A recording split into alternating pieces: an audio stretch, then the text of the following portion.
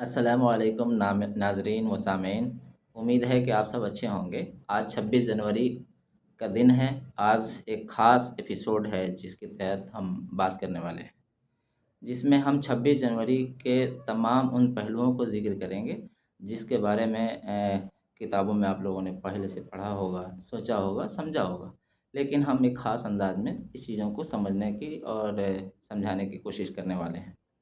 तो हम मैं सबसे पहली चीज़ ये बता देते हैं आपको कि 15 अगस्त 1947 से 26 जनवरी 1950 तक कुछ चीज़ें ऐसी हुईं जो एक हिस्टोरी के पन्नों में दर्ज हैं। उन चीज़ों को समझने की कोशिश करेंगे।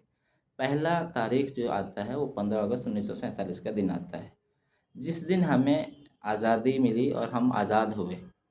लेकिन एक चीज़ मैं कहना चाहूँगा कि उस दिन हम पूर्ण रूप से आज़ाद नहीं हुए। आज़ादी मिली, लेकिन हमें पूरी आज़ादी नहीं मिली। तो उसके लिए, पूरी आज़ादी के लिए कब हमें ज़रूरत पड़ती है, कब हमें मिली? उसके लिए 26 जनवरी 1950 का दिन, जिस दिन हमारा कॉन्स्टिट्यूशन लागू हुआ, उस दिन को याद किया जाता है कि उस दिन हमें पूरी आज़ादी हुई।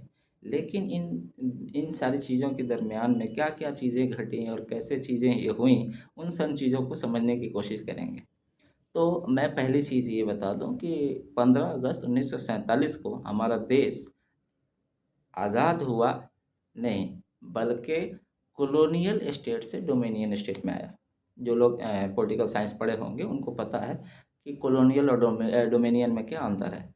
मैं मोटा-मोटी ये बात समझाने की कोशिश कर रहा हूँ कि कॉलोनियल उसको कहते हैं जो किसी गवर्नमेंट के अधीन, उसकी टोटली पावर, जो गवर्नमेंट है उसकी टोटल डिपेंडेंसी है उस कॉलोनी के ऊपर। यानी उस कॉलोनी के अंदर वो जो चाहे वो कर सकता है, उसकी उस कॉलोनी वालों की कोई आज़ादी नहीं है। तो ये हुआ कॉलोनियल। लेकिन डोमिनियन में क्या है कि उस कॉलोनी वाले को टोटली आज़ादी है, वो सारी चीज़ें कर सकते हैं, लेकिन एक ऐसा बंदा होगा, एक ऐसा आदमी होगा जो यानी जो गवर्नमेंट है उसका रिप्रेजेंटेटिव बन के काम करेगा। यानी वो सिर्फ़ नाम के लिए रहेगा, लेकिन उसका कोई अधीन नहीं रहेगा। लेकिन हाँ, एक नाम ही सही, लेकिन वो रहेगा। तो ये हमारा कॉलोनियल से डोमिनियन का स्टेटस रहा।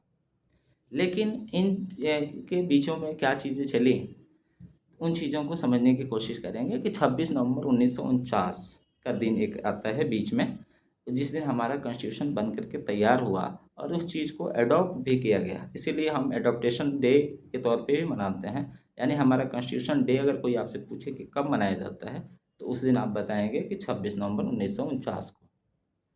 हाँ, 15 अगस्त 1947 के दिन एक स्टेटस हमें मिला और एक चीज़ और हुई कि ब्रिटिश गवर्नमेंट ने एक एक्ट कानून पास किया जिसका नाम था एक्ट 1947, इंडियन इंडिपेंडेंस एक्ट 1947। 1947 के अंदर एक कानून पारित हो गई ब्रिटिश संसद के द्वारा, जिसमें ये बताया गया कि आपका देश आज़ाद होगा कब, और ये स्टेटस आपको मिल जाएगा कि आप कॉलोनियल से डोमिनियन में चले जाएँगे। तो ये कानून कब बन कर के लागू हुई? ये लागू हुई, आपको मैं बता दूँ कि ये कानून जब लागू हुई तो वो दिन था 18 जुलाई 18 जुलाई 1947 का। यानी हम ब्रिटिश संसद ने कानून तो बनाया, लेकिन उस पे जो कानून, जब कोई चीज़ बनती है तो सबसे पहले लोअर हाउस और अपर हाउस दोनों हाउस से जब बहुमत में सरकारें उस चीज़ को ड्राफ्ट बन करके पास हो जाती हैं उन सारी चीज़ों को, तो प्रेसिडेंट का साइन होता है। जब तक प्रेसिडेंट अगर साइन नहीं करते हैं तो उस चीज़ को वैल्यूएबल नहीं माना जाता है।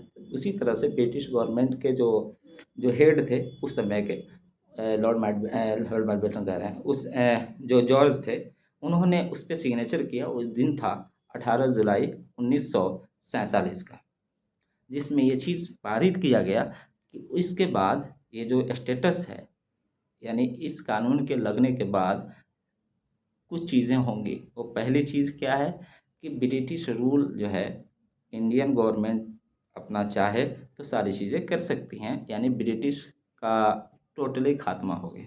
इसके बाद ब्रिटिश गवर्नमेंट यहाँ कोई काम नहीं कर सकती। दूसरी चीज़ ये है कि हिंदुस्तान में 2 पोस्ट हुआ करते थे। एक वाइसराय का पोस्ट था और दूसरा गवर्नर जनरल का पोस्ट था। तो वायसराय का जो पोस्ट था ना, उस चीज़ को भी ख़त्म किया गया। यानी वायसराय का पोस्ट ख़त्म किया गया और गवर्नर जनरल का पोस्ट रखा गया। लेकिन उसके तहत भी एक ऐसी चीज़ें रखी गई, एक समझौता रखा गया कि अगर गवर्नर जनरल बनेगा जो आदमी, वो इंडियन कॉन्स्टिट्यूशन के जो कैबिनेट कॉन्स्टिट्यूएंट असेंबली है, उसके जो मेंबरान हैं उस चीज़ों को तय करेंगे कि जो ब्रिटिश का राजा है वो किसको हमारा गवर्नर जनरल बनाएगा। यानी अब गवर्नर जनरल के पास भी ये पावर नहीं है कि वो कोई कोई खुद से बन जाए या किसी राजा द्वारा स्थापित कर दिया जाए, ऐसा नहीं था।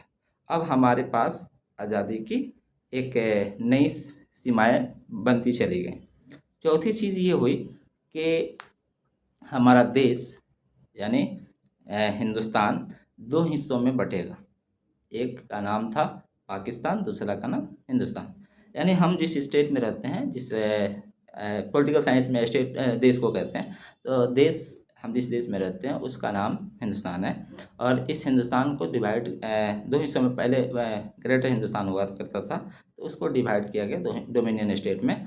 और ये चीज़ भी कहा गया कि अगर दो डोमिनियन स्टेट अगर बन रहा है तो उसमें दो गवर्नर जनरल भी हो सकते हैं या एक ही गवर्नर जनरल रह करके दोनों कामों को निपटा सकते हैं, दोनों को देख रेख कर सकते हैं। तो ये चीज़ें हो गई। उसके बाद अब हमारा देश तो बन गया, तो उसके अंदर उस चीज़ को चलाया कैसे जाएगा? तो उस चीज़ को चलाने के लिए ब्रिटिश गवर्नमेंट ने एक एक्ट बनाया था 1935। तो उस 1935 एक्ट के तहत हमारे देश के बहुत सारी चीज़ें चलती आई थी और उसी चीज़ पे रन हो रहे थे। तो जो 1947 में जो एक्ट पारित हुआ था ब्रिटिश संसद से, उसमें ये लिखा भी गया था कि गवर्नमेंट ऑफ इंडिया एक्ट 1935 से ये सारी चीज़ें वर्क करेंगी। और जब तक कॉन्स्टिट्यूएंट असेंबली नहीं बन जाती, और कॉन्स्टिट्यूएंट असेंबली बन जाएगी तो उसके पास ये पूरी अथॉरिटी है कि दोनों चीज़ों को ख़त्म कर सकते हैं। यानी 1935 एक्ट और 1947 एक्ट, दोनों एक्ट को ख़त्म कर सकती है। तो ये सारी चीज़ें तो होती चली गई। ये सारी चीज़ें हम 26 जनवरी 1949 तक पहुँचे। लेकिन एक चीज़ बीच में ऐसी हुई कि 26 जनवरी 1949 से पहले बहुत सारी चीज़ें हुई। यानी हमारा कॉन्स्टिट्यूशन बनने का जो शुरुआत हुई वो नवंबर 1946 से शुरू हो गई थी। यानी संविधान सभा की बैठक हो गई और शुरुआत जो हुई असल में दिसंबर 1946 से हुई और नवंबर 1947 तक ख़त्म हुई। लेकिन लागू नहीं किया गया। लेकिन हाँ, उस समय भी कुछ चीज़ें लागू की गईं, जैसे सिटीज़नशिप चीज़ें, जो चीज़ें थी, जो जिस चीज़ को इलेक्शन के लिए जो चीज़ें ज़रूरत होती हैं, उन चीज़ों को लागू किया गया। तो उन दोनों चीज़ों को लागू कर दिया गया और बाकी चीज़ों के लिए 1950 26 जनवरी 1950 का दिन को नॉमिनेट किया गया कि 26 जनवरी 1950 को हमारी चीज़ें सारी चीज़ें ये लागू होंगी। तो 26 जनवरी का दिन 1950 को क्यों रखा गया? क्योंकि एक एक मंथ के बाद ये सारी चीज़ें हो रही थी, तो ऐसा क्यों हुआ? तो उसके लिए हम लोग समझने की कोशिश करेंगे कि 31 दिसंबर 1929 को एक लाहौर में सभा होती है जिसके अध्यक्ष थे पंडित जवाहरलाल नेहरू। और उस समय पंडित जवाहरलाल नेहरू और सुभाष चंद्र बोस बहुत अच्छे दोस्त हुआ करते थे।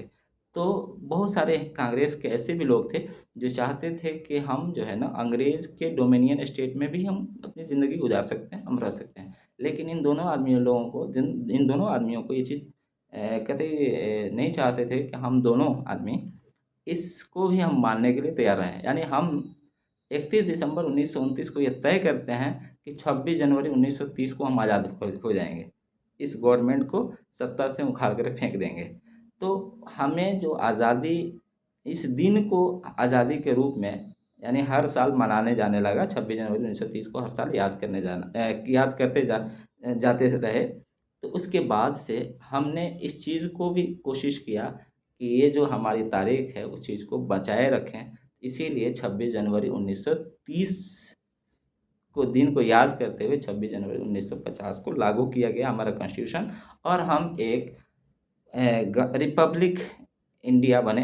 हम रिपब्लिक भारत, यानी भारत के लोगों की अपनी स्वतंत्र भारत के लोगों की स्वतंत्र एक गवर्नमेंट बनी जिसका रिप्रेजेंटेटिव देश के हितों में बात करेगा, देश के लोगों के हितों को सुनेगा, और इन सारी चीज़ों से हम आज़ाद हुए।